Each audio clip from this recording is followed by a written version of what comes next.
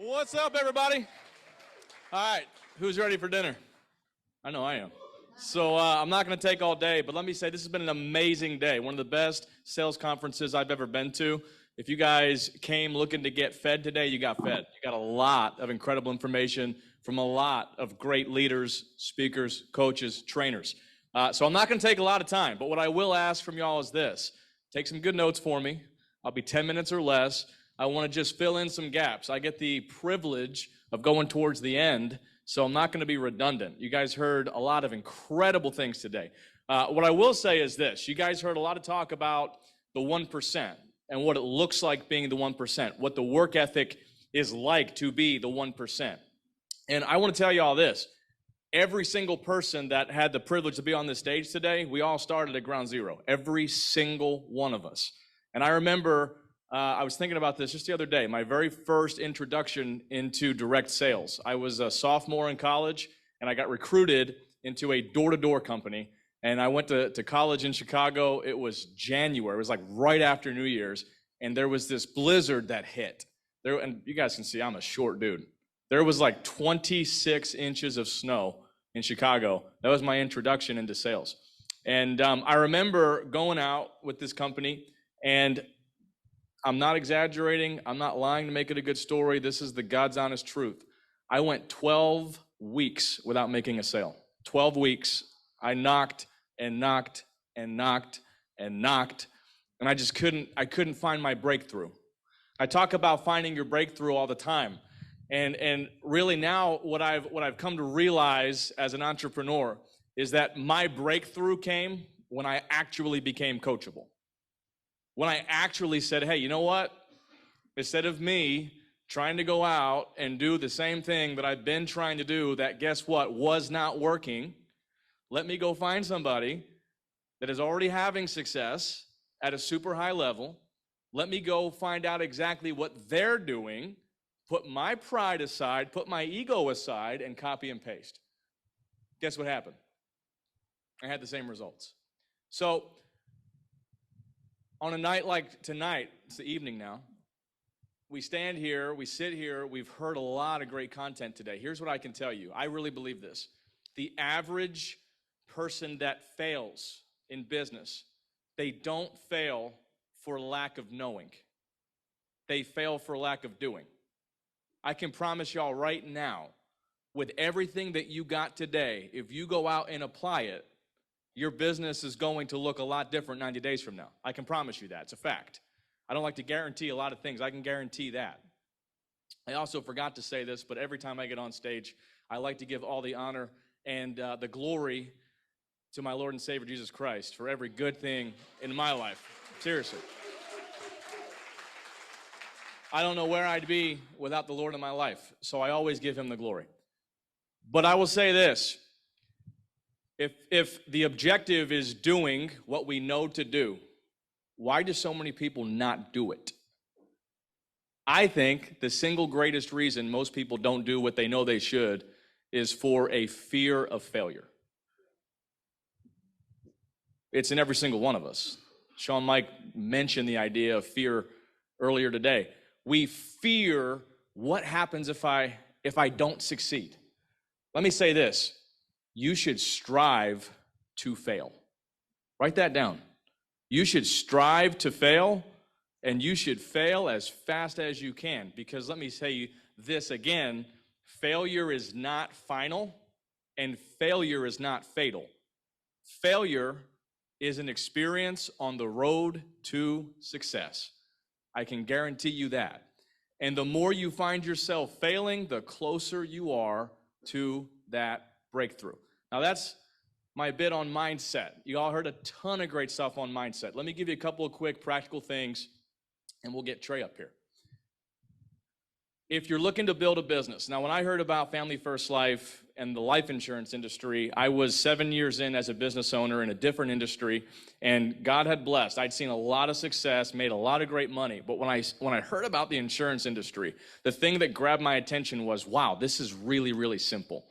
Now, I didn't say it was easy, because it's not. There's a big difference between easy and simple, but it is very, very, very, very simple. As a matter of fact, It's figuring out some simple things and doing those things over and over and over and over and over again, and putting the law of averages in your favor every single day, day in, day out. If you do that around here, you win. Number one, if you're looking to build, sold some insurance. I think selling is important, especially if you're coming in without cash flow. But I came in to build a business, and my goal was, hey, I want to do this thing with speed. You guys heard on the video, it's been 21 months for me. My agency has done very, very well. We have an incredible team. I take zero of the credit, other than I've been able to recruit some really great people that we all work well together. So let me start with that. If you want to build a big team, and don't forget this, recruit your warm market. Recruit your warm market. Now, let me give you guys some numbers. These are industry numbers. I think you can do better than this, but this is historically what you can expect. When you recruit a warm market agent, warm market, in case you're brand new, you don't know what I'm talking about. Warm market is, this is someone that you personally know, they know you. On average, 1 out of 8 of them are going to be in this business in 6 months. And they're going to be doing well at a high level, 1 out of 8. Now, we also talk about natural market in our agency, 320 Life. We're big believers in, hey, recruit your natural market. What's a natural market? Natural market is, hey, I'm out to eat and my waiter is phenomenal and I'm trying to recruit my waiter because I think they'd be a good fit for what we do. Write this down. Typically, about 1 in 20 natural market recruits are going to be here 6 months from now doing well. The last one is cold market. And I don't say what I'm about to say to discourage you from cold market recruiting, because I'm a huge believer in cold market recruiting. I'm going to give you a caveat at the end, though, that'll hopefully tie this all together. Cold market recruits, on average, y'all, if you don't know this, you're about to be surprised. It's kind of sad, a little bit scary. About 1 out of 85, 1 out of 100 are going to be here 6 months from now. That's industry-wide. Now, your agency could do much better than that. My agency does do much better than that. And what I want to do is tell you how. I want to tell you how. Write this down, please. Write this down. Don't fall in love with recruiting. Instead, fall in love with mentoring. There's a big difference. There's a big difference. You might ask yourself the question. I asked myself when I first heard about the life insurance space, and I realized quickly these numbers. I said, why in the world is there such a drastic difference between warm market success and cold market success? There's got to be a logical explanation, right? Here's the explanation. Your warm market, they know you and they trust you. Your cold market does not. So the simple solution, if you will, is how can we invest enough into the cold market recruits that we're bringing in to get them to the place that they know us and they trust us, just like our warm market? Because if we can do that, then we should see the same success, correct? I talk a lot, typically when I'm on stage, about automations and systems and structures that we've used, CRMs, and we've been able to outsource a lot of the daily minutia things so that we can focus on the only things that matter in this business, which are writing insurance and finding more people that can write insurance and training them to do that and make money. What I can promise you guys is really simply this. There's one thing in this business that you will not be able to automate, because I've tried to automate it and it can't be done. I don't believe it can be done, I'll say that.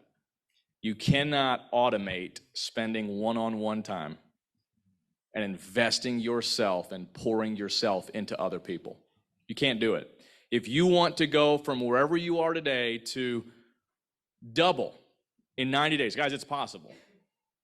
It's I don't care where you're at in this business, you can double in the next 90 days, seriously. We've done it a bunch of times. The only way to do it is to A, replicate yourself, and then B, get other people in your business replicating themselves. I'll give you guys one more thing and I'll get off the stage.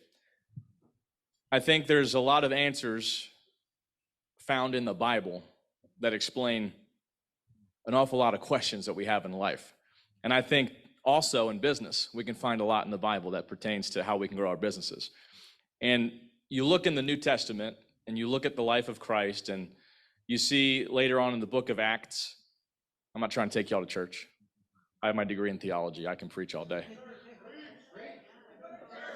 But in the book of Acts, you see a small group of believers, Christ followers, that quite literally turned the world upside down with the gospel. Here's what's interesting.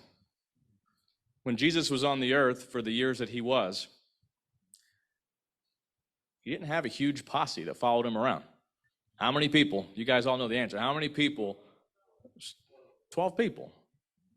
He invested a ton of his time trying to replicate himself. The word Christian means what? Christ-like. Replicating himself into 12 other people that then took that message and did what? They reached the world. Find your 12. Find your 12. And if you find your 12 and you invest into them, you go into battle with those people, you're going to win in any business, and especially in this one. So guys, I appreciate the time. John, incredible conference. Thanks for the opportunity.